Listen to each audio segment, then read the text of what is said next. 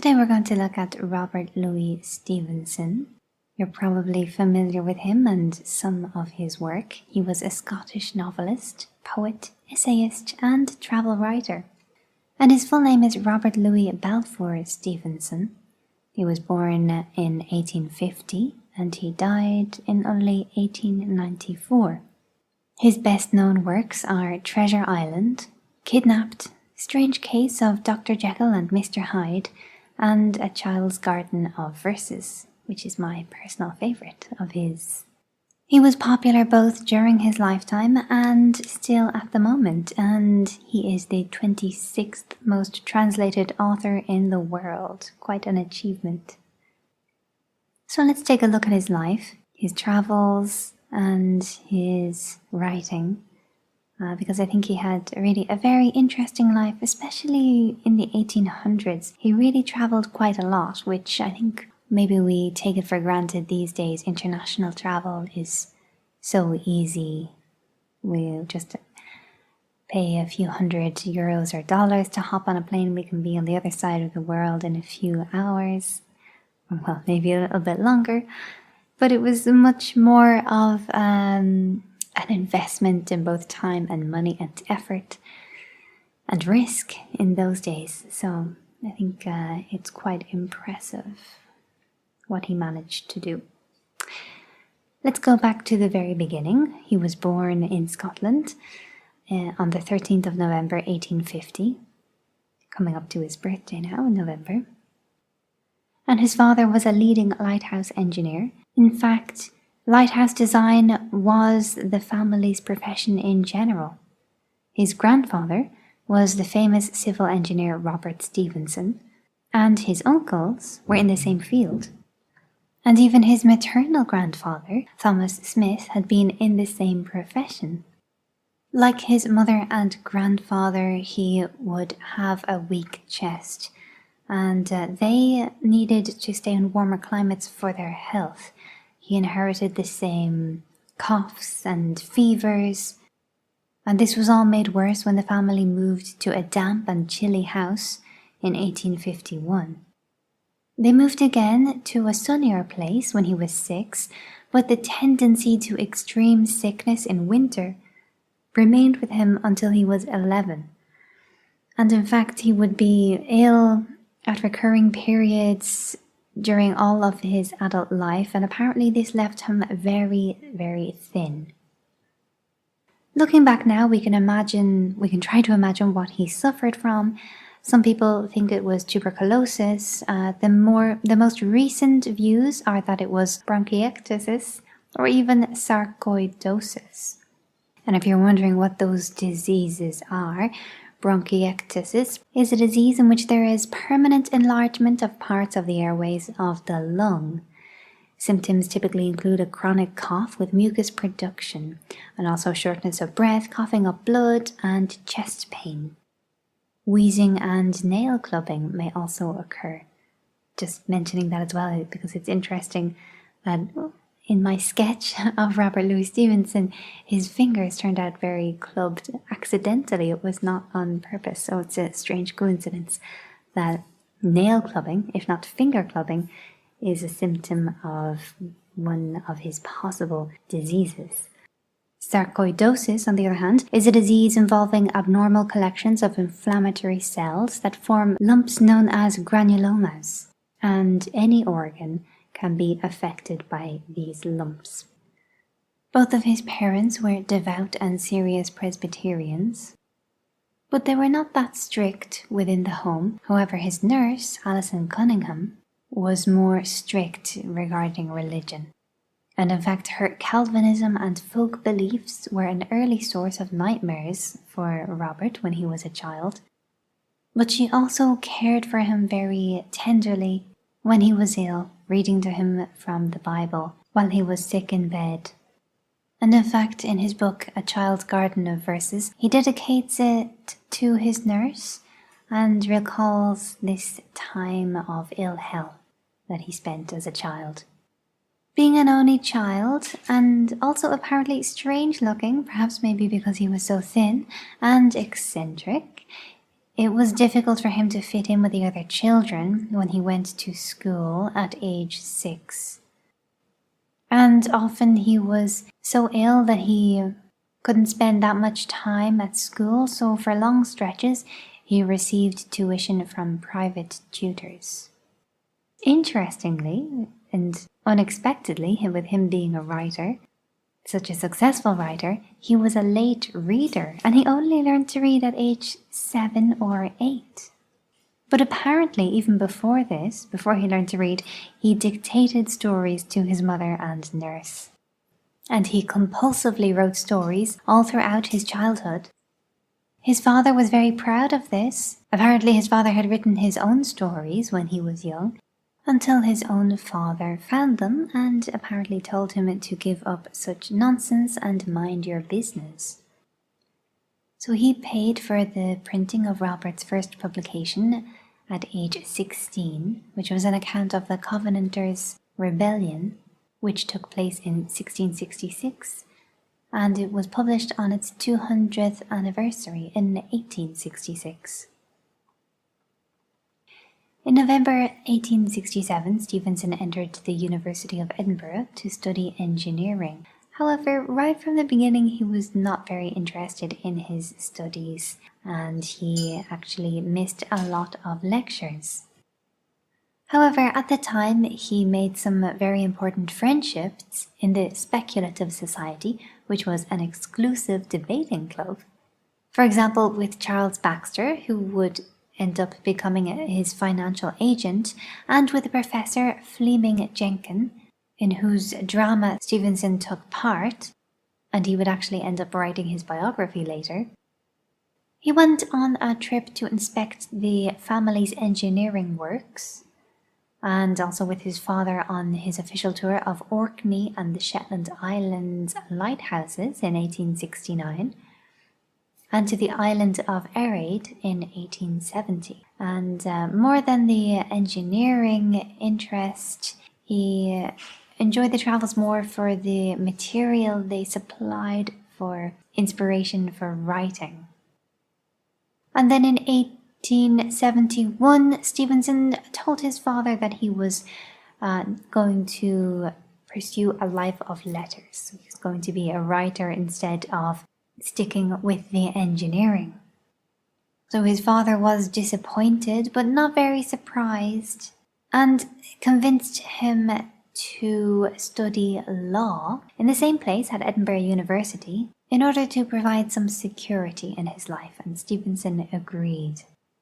In general as well, he was moving away from the habits or traits of his upbringing. His dress apparently became more bohemian. His hair was long.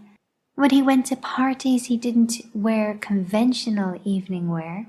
He visited cheap pubs and brothels. And he had rejected Christianity and declared himself an atheist.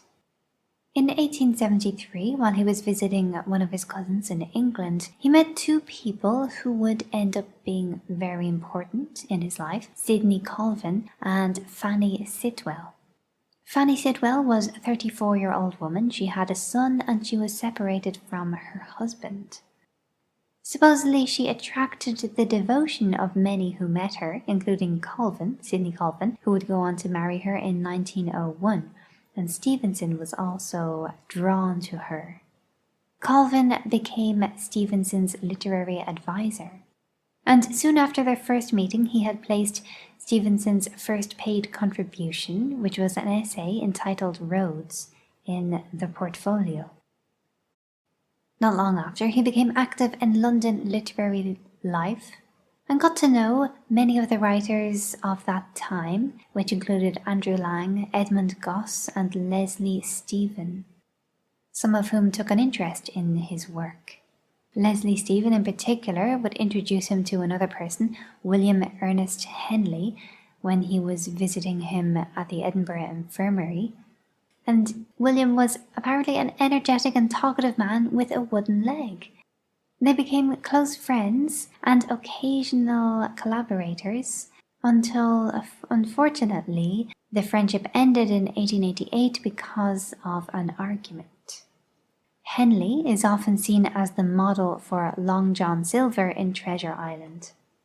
In November 1873, Robert Louis Stevenson became ill again, so he was sent to Menton on the French Riviera in order to get better. He returned in April 74 and continued studying, but returned to France a few times after that. He became a member of the artists' colonies in Barbizon, Grès-sur-Loing, and Namur. And of course he visited the galleries and theatres in Paris. He qualified for the Scottish Bar in 1875. But he actually never practiced law, although his studies of law would influence his writing.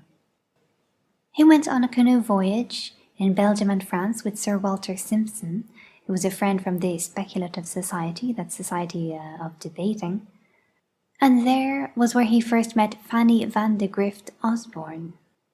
She was an American. She had married at age 17. She had 3 children, but she separated from her husband because of his infidelities, and she went off to France, where she was studying art along with her daughter Isabel. Although Stevenson returned from this canoe voyage, and he didn't spend much time with her, he still thought about her, and he even wrote an essay about her called On Falling in Love. And they met again in 1877, and at that point they became lovers. And Robert then spent much of the following year with her and her children in France. She went back to America in 1878 to San Francisco, and at first he stayed in Europe. But then in August 1979, which was a year later, he set off to join her. He didn't even tell his parents where or why he was going, and his friends advised him against it. He took a second-class passage on a steamship in order to save money, but also because he wanted to see how others travelled, and he thought it would be more adventurous. When he reached New York City, he travelled by train to California. And he said although it was a good experience for his literature, it broke his health. Unfortunately, he was quite ill. He was near death when he arrived in Monterey, California, where some local ranchers nursed him back to health. He stayed for a while at a place called the French Hotel, which is now called the Stevenson House, and there's a museum dedicated to his memory there. And by December in 1979, he was well enough to continue on to San Francisco, where he ended up being very poor for a while. For several months, he had only 45 cents a day, and sometimes less. And then again, by the end of that winter, he was very ill again and at the point of death's door. So Fanny came to him at this point and nursed him better. When his father heard of the condition he was in, he wired him money. And then in May, in 1880, Fanny and Robert got married. They travelled north to Napa Valley and spent a summer honeymoon. Not just a week or two, but a whole summer on honeymoon at an abandoned mining camp on Mount St. Helena. And then in August, at the end of the honeymoon, he sailed with Fanny and Lloyd, her son, from New York to Britain, where his parents and his friend Sidney Colvin met him on the wharf in Liverpool, very happy to see him again. And his new wife easily became a part of the family. For the next 7 years, until 1887, he was searching for a place that would be suitable for his health. Remember, he and his family as well, his mother and grandfather, needed to stay in warmer climates because of their lung problems. He spent some summers in different places in Scotland and England, spending one summer in Bournemouth, where he wrote the story A Strange Case of Dr. Jekyll and Mr. Hyde. Although he was ill during these years, this is when he produced his best-known work, Treasure Island, Kidnapped, Dr. Jekyll and Mr. Hyde, as I mentioned, The Black Arrow, A Child's Garden of Verses, and Underwoods. When his father died in 1887, he decided he felt free enough to follow the advice of his physician to try a complete change of climate. So he went with his mother and family to Colorado. But after they landed in New York, they then decided to spend the winter at Saranac Lake in New York. And they spent an intensely cold winter there. Then in the summer, in June 1888, he chartered the yacht Casco and set off from San Francisco to the Pacific. The sea air and the thrill of adventure restored his health for a time, and they were actually wandering around the Pacific for 3 years, staying at different Hawaiian islands, and even becoming a good friend of King Kalakaua. They went to the Gilbert Islands, Tahiti, New Zealand, and the Samoan Islands. During his time in the Hawaiian Islands, he had visited Molokai and the leper colony there shortly after Father Damien died. In 1890, he purchased an area of land, 400 acres in Upolu, which is an island in Samoa. So he settled down here upon his estate in the village of Vailima. And he even changed his name. He took the native name Tusitala, which is Samoan for teller of tales, or in other words, a storyteller. He got on very well with the Samoan people. They consulted him for advice, and he even got involved in local politics. He thought that the European officials who were ruling the Samoans were incompetent, and he tried in vain many times to resolve the matter. He was such a vocal protester against the conditions that he thought for some time that he would be deported, but things blew over in the end. Stevenson and his family were on friendly terms with some of the colonial leaders and their families, and at one point, very interestingly, he formally donated his birthday to the daughter of the American Land Commissioner, because she had been born on Christmas Day and therefore had no separate birthday celebration of her own, which is a very interesting thing, I think, to do. And this apparently led to a strong bond between the families, between Stevenson's families and Henry Clay Ide, who was the Land Commissioner family. So while he was doing all this, building his house, settling down, clearing his land, and helping the Samoans, he still found time to work away at his writing. He said himself that there was never any man who had so many irons in the fire. However, he grew depressed and wondered if he had worked too hard and couldn't be creative anymore. He said he had been overworked bitterly, and he was disappointed with his literary attempts. He was also nervous about becoming helpless and bedridden again. He said, "I wish to die in my boots, no more land of counterpane for me. To be drowned, to be shot, to be thrown from a horse, aye, to be hanged, rather than pass again through that slow dissolution." But he also said something a bit more positive. He said, "Sick and well, I have had splendid life of it, grudge nothing, regret very little, take it all over, damnation and all, would hardly change with any man of my time." So it sounds like he was pleased and fulfilled, content with his life. On the 3rd of December 1894, Stevenson was talking to his wife, and he was trying to open a bottle of wine, when suddenly he exclaimed, "What's that?" And then he asked his wife, "Does my face look strange?" And then he collapsed. Within a few hours he was dead, most likely from a cerebral hemorrhage. And he was really quite young. He was only 44 years old. The Samoans insisted on surrounding his body with a watch guard during the night, and on bearing their Tusitala, which was his Samoan name, upon their shoulders to Mount Vea, where they buried him on a spot overlooking the sea on land donated by the British acting vice-consul Thomas Trude. Stevenson had already prepared his requiem, and he had always wanted it inscribed on his tomb. Under the wide and starry sky, dig the grave and let me lie. Glad did I live and gladly die, and I laid me down with a will. This be the verse you grave for me, here he lies where he longed to be. Home is the sailor, home from sea, and the hunter home from the hill. Unfortunately, this verse is quite often written incorrectly, just one very small error, home from the sea, instead of the true way, home from sea. And even on his tomb, they added in the extra the accidentally. He was so dearly loved by the Samoans that this verse on his tombstone was translated into a Samoan song of grief, which is well known and still sung today there.